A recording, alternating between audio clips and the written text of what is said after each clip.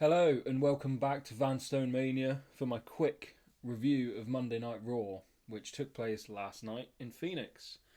Now, quite a newsworthy show, which is why I'm doing this review. I normally just plan on reviewing the pay-per-views, premium live events, but yeah, we got a lot of news.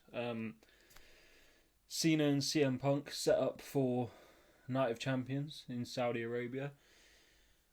I'm not a huge fan of the fact the match is happening there. I think it should be a SummerSlam match, really.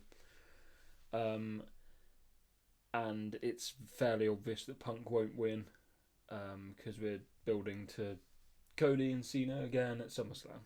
So, that's a little bit of a shame. But that's fine. I like the fact that Punk was... It's almost like Cena's in control and he's forcing Punk's hand by making him go to Saudi Arabia, which is what, as fans, we've always thought Punk wouldn't do. So yeah, but a decent segment. Cena's dates are running out very quickly, so I wonder if they're going to be adding more. I still think maybe those dates are his heel dates, and then if he turns babyface again, we'll get a few more. That can be part of his babyface turn. He's like, my dates are over, but I'm not going anywhere. That sort of thing. That's what I think will happen. But yeah, that was cool. And then we had Nikki Bella, Liv Morgan. Again, quite a good segment. I'm assuming that the Bellas will reunite to take on Tag Team Champs at Evolution 2. That's what I think will probably happen. And then...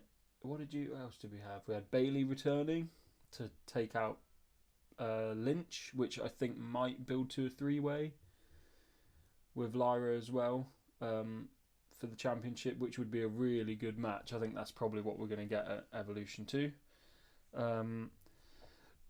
Gunter winning the title back off Jay, which I think the Jay experiment's over, really. Not, as champion. He's obviously still a good act and people love him.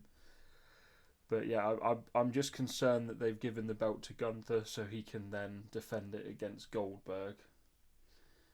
And I'll just be terrified that Goldberg's going to win the world title.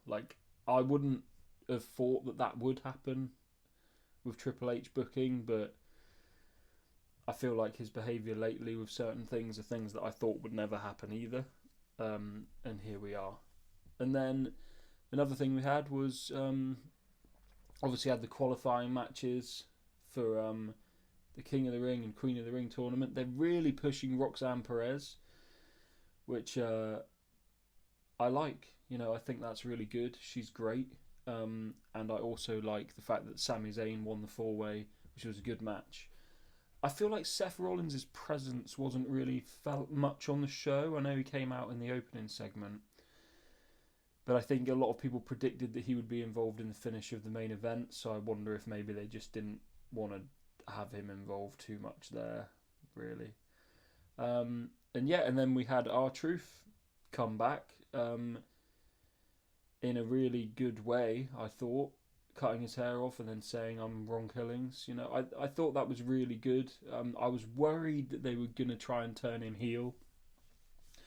When he started getting angry and stuff, I was just like, oh no, do not turn Truth heel. That is not the play here. And I don't think that's what they're doing. It didn't seem that way. But yeah, this is a very quick review. I know I just wanted to get something out there because, I'm late for work. So yeah, sorry it's so quick, but I wanted to get something out to you guys. Drop a comment. I see I've got a few subscribers, not many, but I'm glad you're here. Let's get some discussions going. Drop a comment, say hi, and let's try and grow this thing. Anyway, see you next time.